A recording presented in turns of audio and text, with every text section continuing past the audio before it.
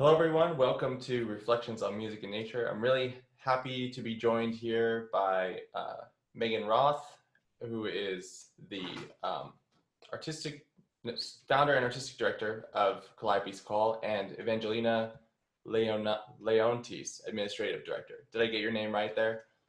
Yeah, close enough. You Close can enough? call me Evan Leontis. Leontes, great, thank you. Maybe we could start by talking about the name of your group. Who is Calliope and what is she calling for? Yes, Calliope is one of the muses in Greek mythology. She is the muse of epic poetry. And basically, when I founded the group and was searching for a name, I wanted something that wasn't, well, I founded the group while I was living in Indiana, and I wasn't sure how long I was going to be living in Indiana. Because my husband's job had a contract to it and we weren't sure if we were staying. So I didn't want something that was site specific, and I wanted something where it called to mind images that one thinks about when talking about art song. And I thought, well, of course, calling, Calliope's Call, talks about the voice. We're called to share this art form with others. And quite frankly, I chose Calliope because of the alliteration. Always good. Calliope's Always Call. solid. So, yeah. I know you all do a sort of call for scores each year. I mean, that's actually how we know each other. Yes. Yeah. So tell me a little bit about that. And each of it seems like each year you pick sort of a different theme. Yeah, just tell us about the call that you do for each year. So we began by with the call for scores because we wanted to give a platform to possibly unheard voices or composers who were emerging. It has evolved to include even more established composers, which has been wonderful and very eye-opening for us that composers really do need a platform for their works to be heard at all levels. And so Calliope's Call, each season has a themed concert, 2 themed concerts.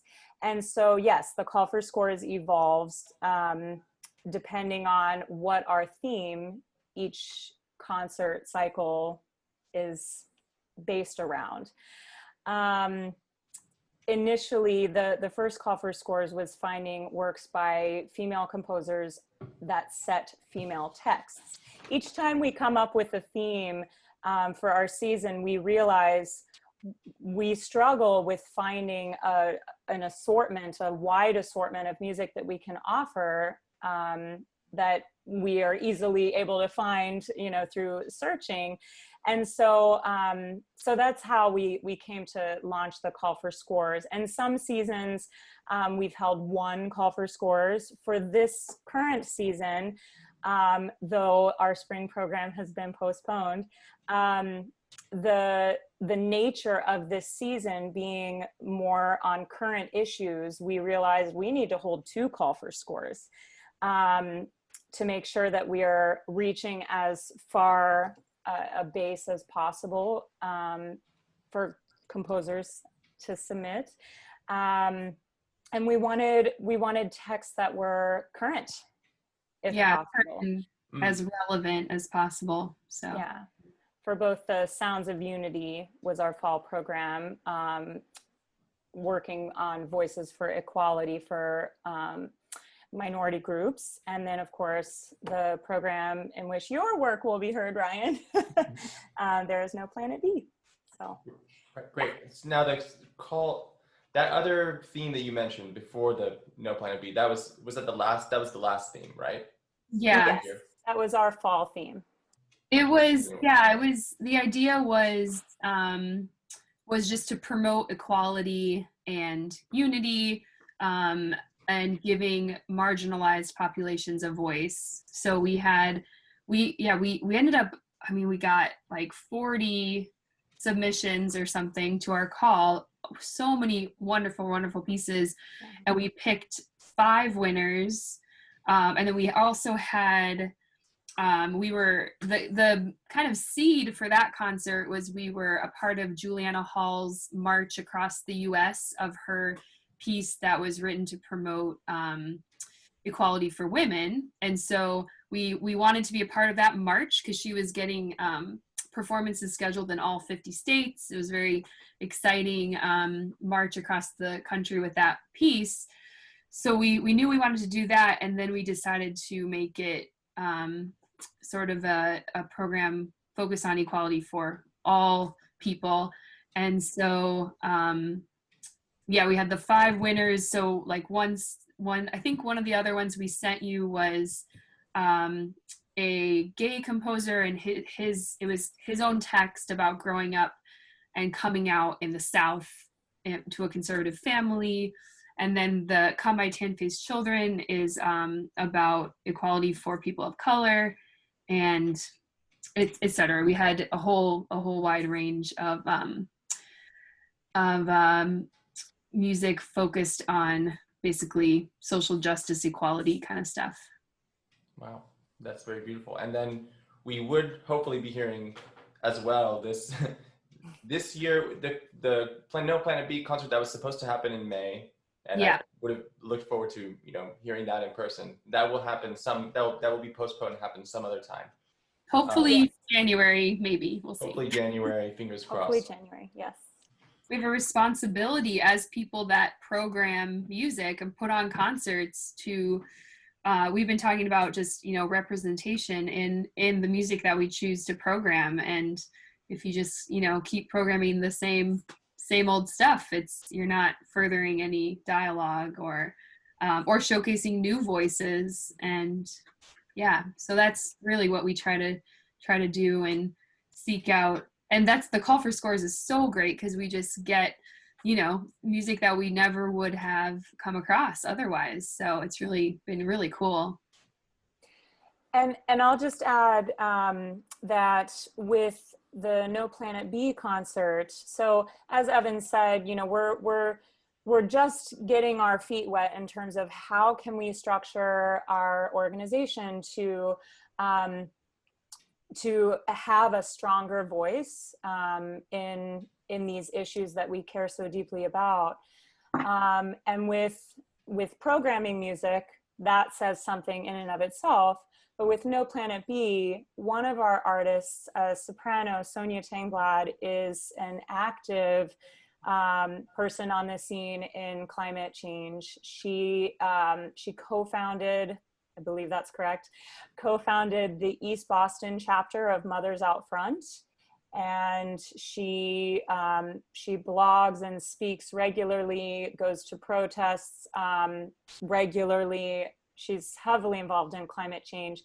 And so in addition to just programming music on this very real and urgent issue, we had planned, and with the postponement, we'll plan again, to have representatives from local organizations. Sonia is our representative for Mothers Out Front, and then we're also talking with other local organizations to have representatives present at the concerts where they can speak to our audience, provide literature about their cause, their specific work that they're doing. So that was another way that we were trying to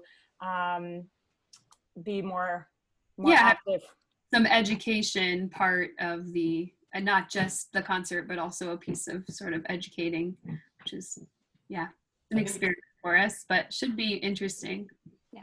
I like that. And I like, I mean, just a concert is still, I think, very powerful. Just the music is absolutely powerful. But I like the idea of finding a different way to create a performance experience in a program to add these different elements that are sort of, I think that's what a lot of people are doing now, and it makes a lot of sense. Like there doesn't just have to be one sort of normal way of putting on a concert. how, as you're kind of looking through these call for scores, which must be very tiring and interesting for you, It's fun. as well It's as, really fun. you know, just choosing your own, curating your own programs, like Yeah. what kind of factors, what is that process like of choosing works that center around a theme? So I'm thinking of, like, you know, you have one theme that unifies a concert, but there are all these different approaches to the works as well, like different ways that composers will approach something, or to texts that have a different manner. So I wonder if you could talk, maybe since this series is kind of focusing on nature, maybe you could talk about the call for scores, but also just your programs in general, how you choose pieces, that the different approaches that you've encountered in music that is engaging with a certain topic. Mm-hmm. That's a great question. Yeah.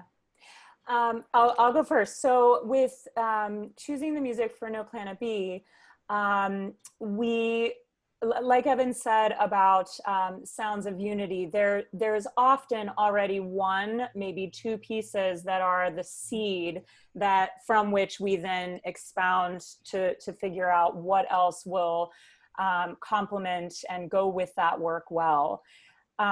So for No Planet B, it was very interesting because we had submission, or excuse me, we had, what's the word?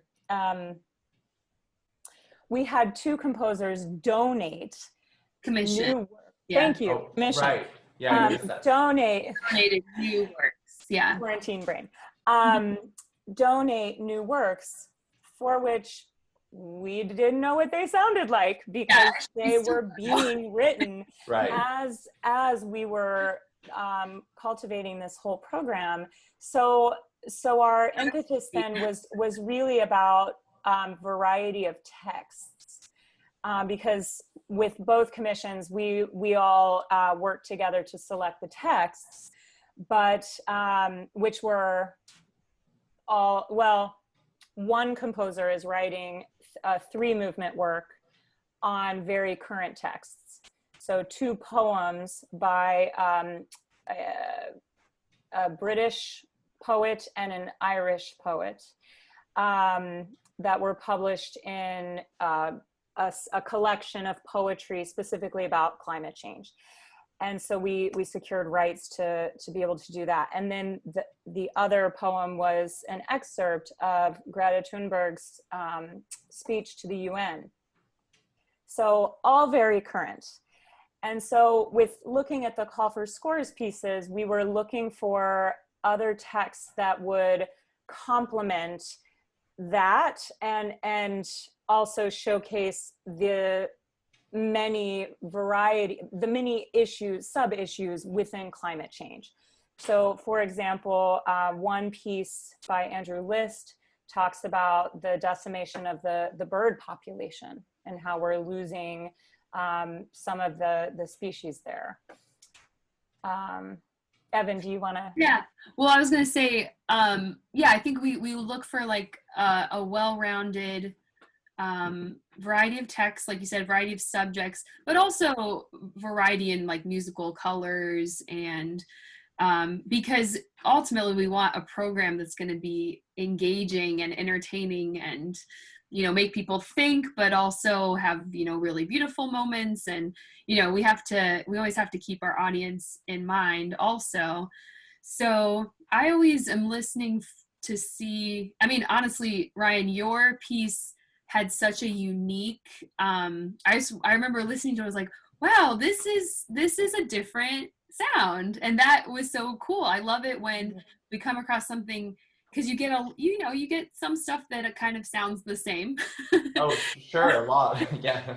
So it's always really exciting. And actually on our previous program, another person from California, the piece Heart My Bones by Timmy Peterson that I performed with our pianist. And the first time I heard that, it was the same idea. It was like, oh my gosh, this is new colors, a new sound world. He kind of uses prepared piano, like really interesting sounds. And you had, obviously we listened to the orchestrated version of your piece, so it'll be a little different, but you had so many interesting sound colors and stuff. And so, yeah, so we want a variety that's going to engage the audience and you know, make them think. And it was tricky this year too, because both of our subjects are so heavy and like, Yeah. woo, and we've also had to be mindful of like, we don't want the entire program to just be like super depressing. It's like important to highlight these issues, but then like we ended our Sounds of Unity program with a piece by Oliver Kaplan that uses the text on the Statue of Liberty, the New Colossus, and that setting is really uplifting. It's really hopeful. So we had a lot of heavy material, but then we finished on that like up note. And almost every audience member I talked to said like, thank you for finishing on like an uplifting. Because, you know, we're humans in the end, and like, you know, you do want to have a ray of hope. You want to give time to highlight these important issues and then also inspire people. So anyway, we try to keep that in mind too, because you know, in the end, we want people to have a positive experience with the concert. So I think that's a really good point, because I think what you're not trying to do is make the concert like an op-ed in the Atlantic or something like that, where people can read about these things, right? You know, but I think with these pieces that you're choosing with artworks, they offer something that's unique and special, that's not possible to just, you know, have to just read about. There's a reason if we just wanted to get purely information, we would just read about it, and whereas art, I think, I don't know, like, I think art has something special and different to offer. Yeah, you're making meaning out of it's, you know, you're offering some meaning to it and giving a different, helping people make sense of something or exploring an issue. And like, well, with the piece that I wrote, I mean, actually that was part of a concern that I had. Was the poem is by Ralph Waldo Emerson, which is a very old, you know, poet. And so like it's balancing like an aspect of beauty in nature, but also destruction, right? So that was something so the piece, it's dark, but it's also not dark, I guess. Yeah. So are there any cliches that you encountered or that you try to avoid or that you embrace sometimes in music? I mean, I'm sure especially with vocal music, right?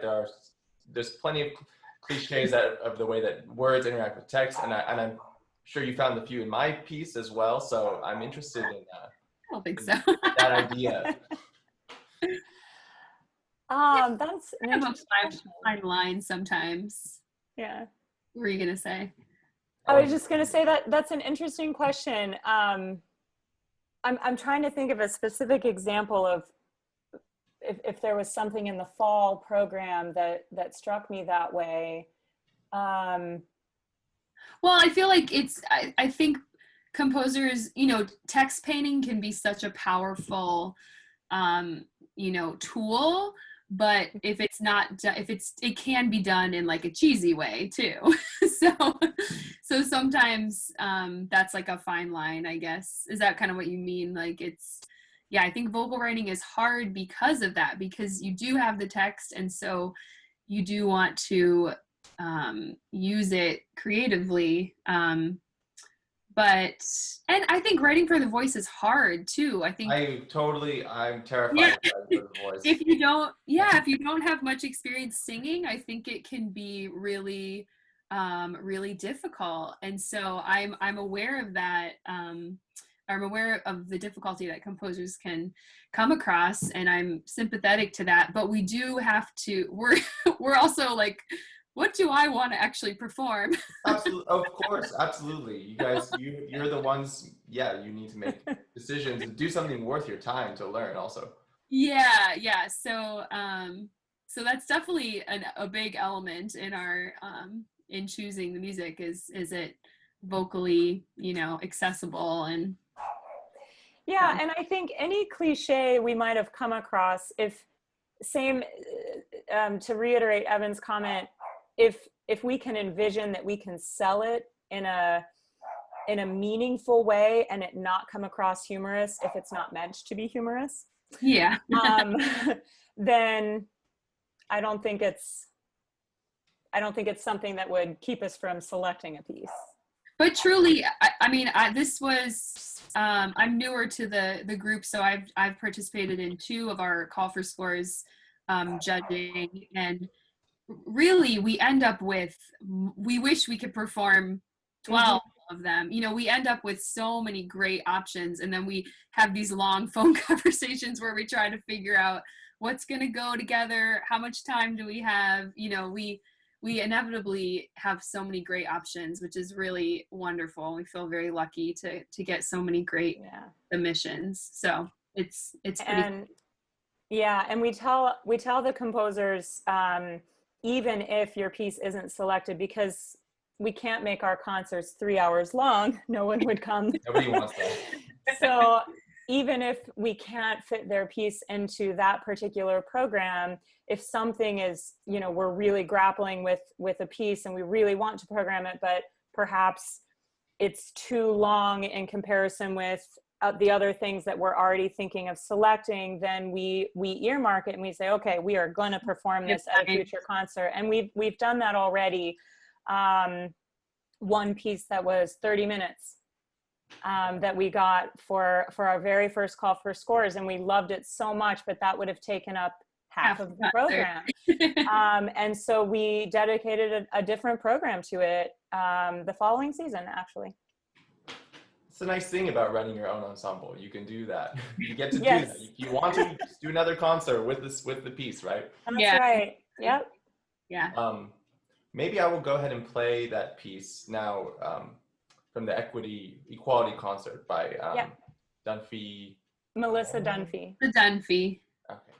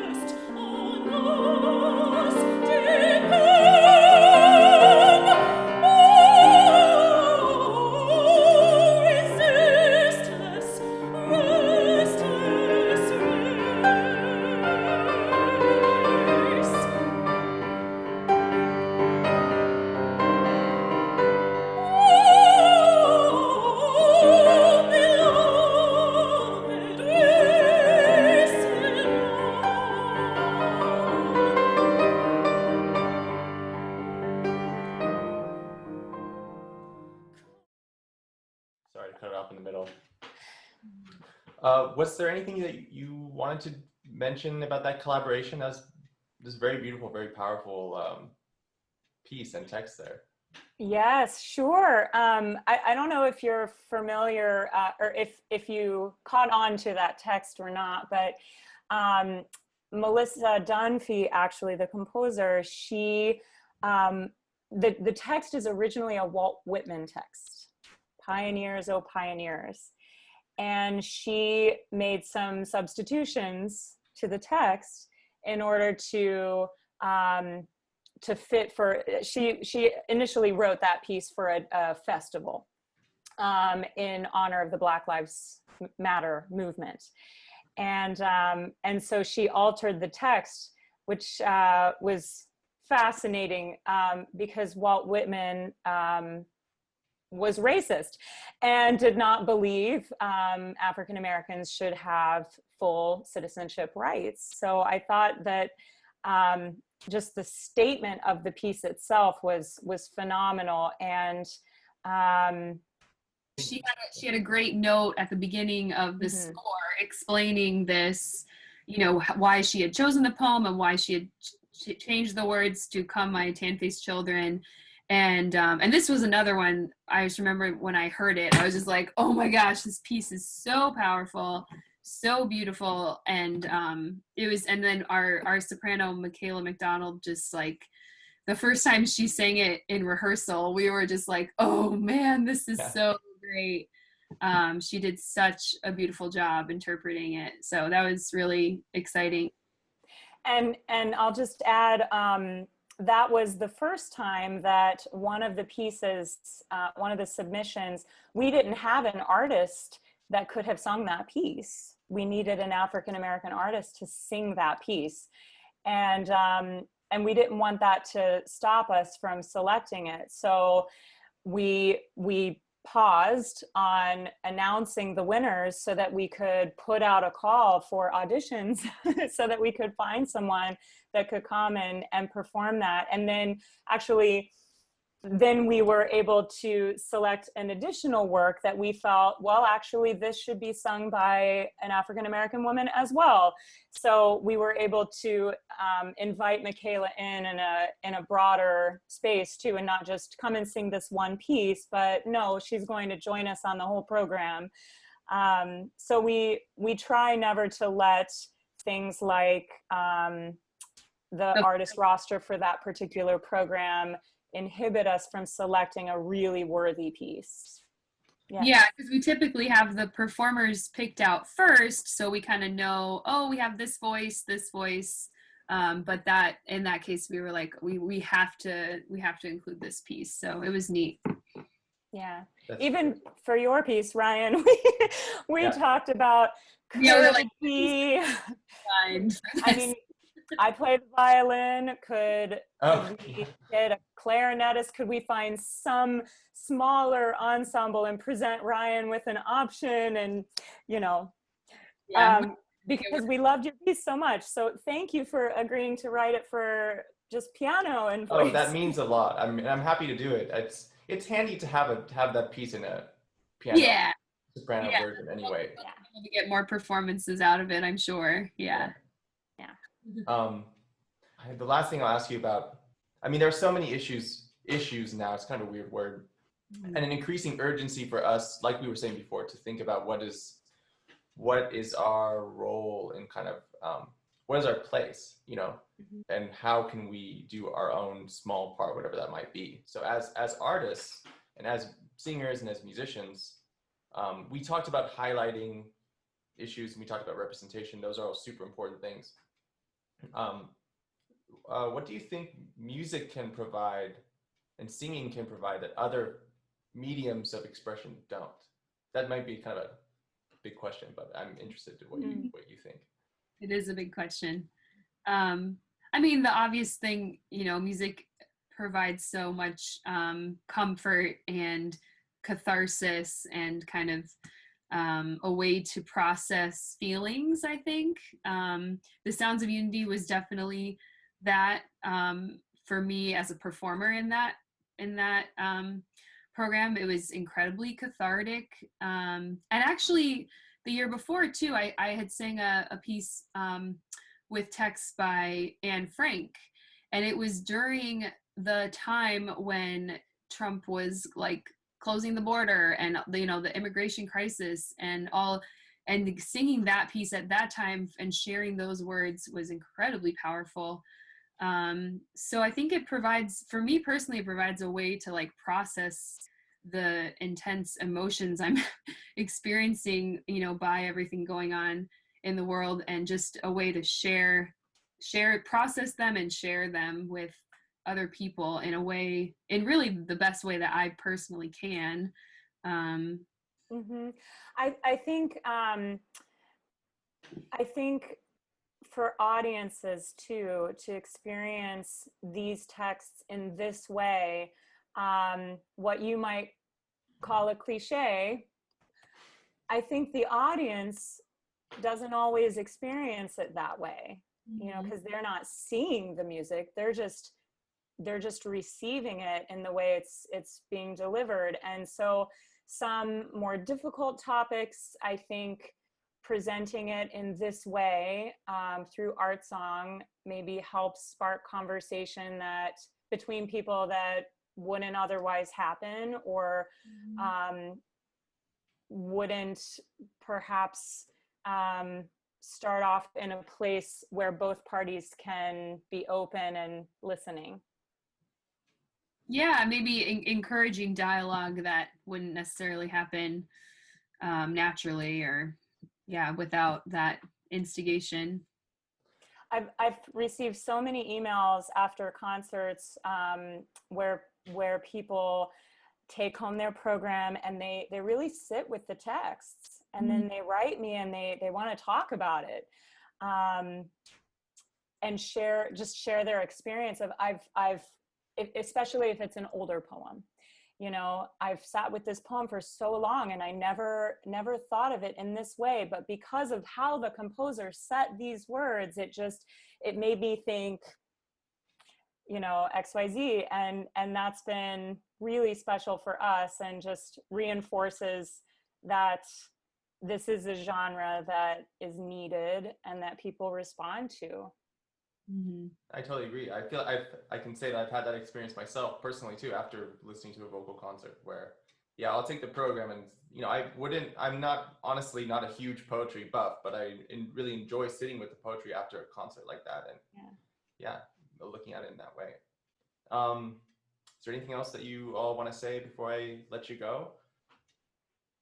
I guess thanks for having us, of course, and thanks for encouraging dialogue on this topic, both activism in music, and of course nature and music. We're both very big nature people as well, and I mean personally, especially during this quarantine, I actually live in southern Vermont, and so being able to go outside and be in nature has been incredibly important to me, and it's making me realize even how much more important nature is, especially in a time like such a difficult time. So thanks for having these talks. I think it's a great thing to do.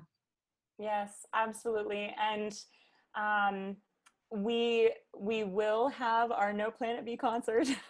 It's not going anywhere. That those problems are not going anywhere, and the music is still exactly. Yeah. And so, during this time of quarantine and uncertainty, when concerts will happen and in what manner, I think, like we were talking about before the interview, there are continued discussions about how we can hold these concerts in a different fashion than usual, since next season is so uncertain. But we'll figure it out. But this program is very important to us, and about it. We've been planning it for so long. We're like, it's not going anywhere. Great. I'm happy to hear it, and thank you so much for your time and sharing your thoughts. It's really, really fun talking to you, and I hope we'll have a chance to talk again soon, not too long. Yeah, hopefully. to meet you in person. Yes. Thanks. Thanks, Ryan. Thanks. Take care. Thanks, Ryan. You too. Bye.